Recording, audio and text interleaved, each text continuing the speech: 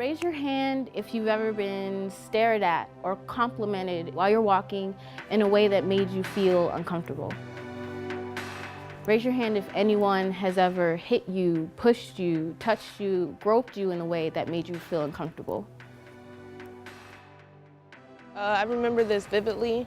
It still traumatizes me to this day, and it also influenced how I move and navigate throughout the world. So I remember I was 15 years old, walking from school. It was a nice spring day. This man, I seen him trying to approach me, so I tried to avoid him. This guy, he's dropping off his child. He was looking at me. I look down at the ground. I don't make eye contact with him. I don't engage with him. I don't speak to him. He kept consistently calling out for me, trying to get my attention.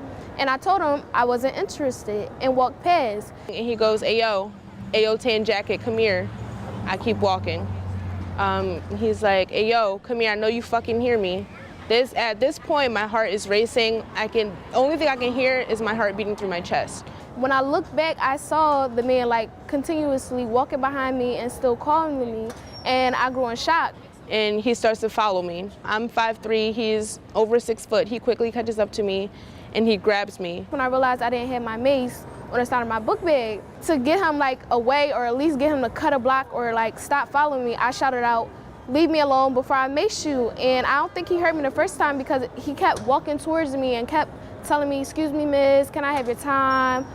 And I rip out of his grasp and I'm like, "Can you leave me the fuck alone? I'm 15 years old.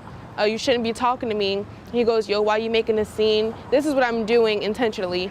He goes, "Yo, why are you making a scene? That's all you had to fucking say. Stop acting like a fucking bitch." So I screamed again, "Please leave me alone or else I will mace you." And he cut down the next little block.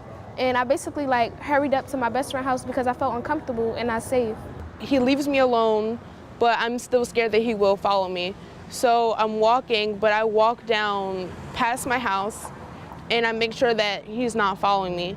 And what made this even more scarier is that the area was secluded, almost in the cut. There was no one really around but him and me. Anything could have happened. I did tell my best friend as soon as I got in the house because I was really traumatized a little bit, because if he was not to listen to me and continue to walk towards me, I had no way to protect myself. Right now, my grandma started me off with mace, but from that situation, I feel as though I need something more bigger or something more powerful to scare whoever's coming up to me. Probably a taser, a little pocket knife, but it's sad to say that as a female my age, I have to carry around that stuff to feel safe in my own environment. I've known, friends, childhood friends who've carried tasers as young as 10 years old to defend themselves.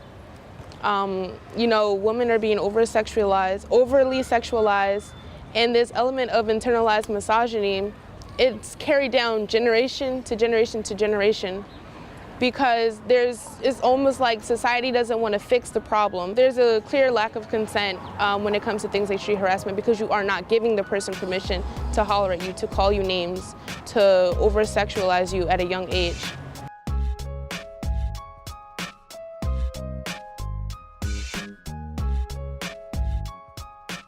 Consent is basically agreeing, acknowledging, understanding that whatever it is you're doing or interacting with me is a yes or no.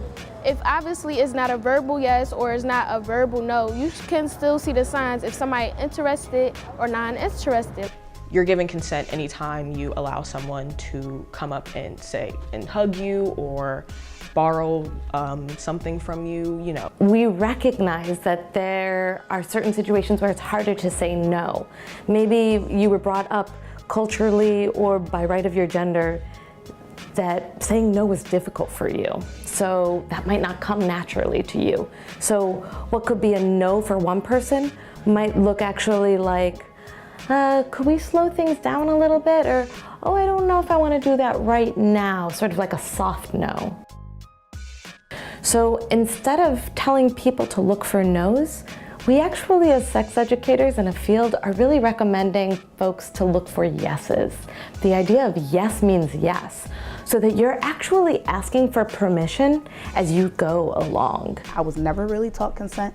I never learned anything from my parents or anything, so this is a new thing. Nobody ever taught me what consent is.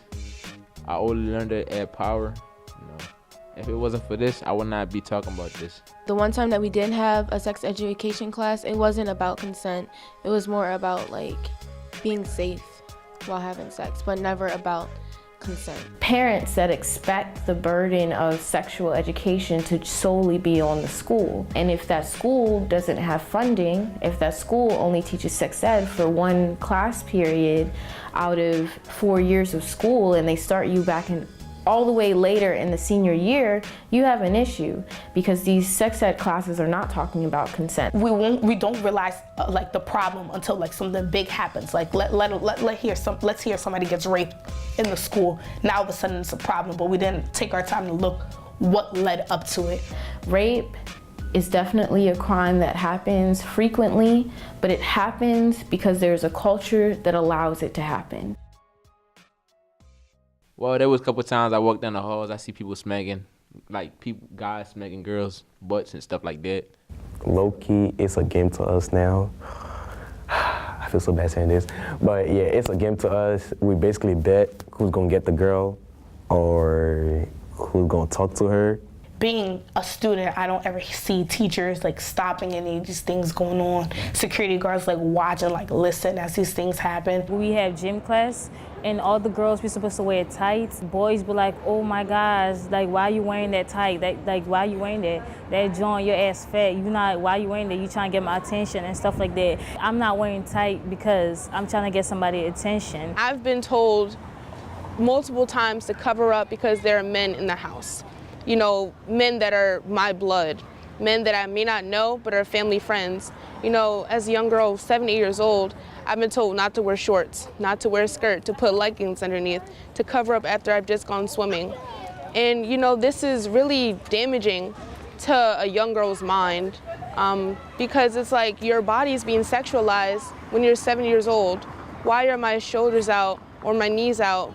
Something so sexual, something that I have to cover up. Instead of grown men that are supposed to be of my blood, you know, they're the ones who aren't supposed to be looking. When you're a young girl that have a figure or a nice body, people expect you to wear like stuff that covers you, but like we're human and we like to dress to feel like pretty. And so I guess people might say, well, that happened to you because of how you dressed, or you basically like victim blaming. We recognize that there's about 80 to 85% of stories that are not getting reported, whether because victims or survivors don't believe anything is going to happen, or maybe the person who violated their boundaries are somebody in a position of power. I sometimes don't feel comfortable sharing that kind of story because I'm usually blamed for what's happened. I'm sometimes questioned about what I was doing, what I could have done to prevent it, instead of, you know, why was he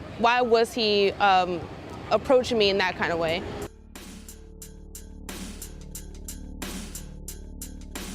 When you're armed with the knowledge of consent, when you're armed with the knowledge that it's not your fault if someone attacks you, and it's not your clothes' fault. When you start having that culture of consent, it impacts everybody, the people who've been victimized, the people who may be victimized in the future. Young men my age really need to realize within themselves the things that are going on, because the first way to solve a problem is to admit that there is a problem. You have people who are uneducated about it, and if you notice that one of your friends, for example, makes a comment about it or something like that, then I think it's important that you let them know, hey, this is not okay, this is what consent is. If I see a little girl getting arrested, I'm gonna walk up there and be like, yo, she's my little cousin, what are you doing? Like, why you pulling her?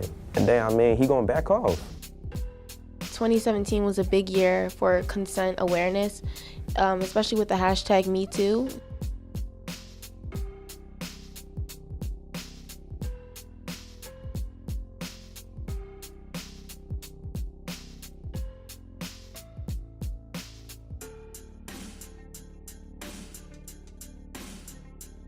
So I feel like social media played a big part in that, on people actually learning what consent is and figuring out like, okay, this is wrong. This is about power and privilege, right? Ultimately, sexual violence is about power, and sexual harassment is about the intersection of power and privilege.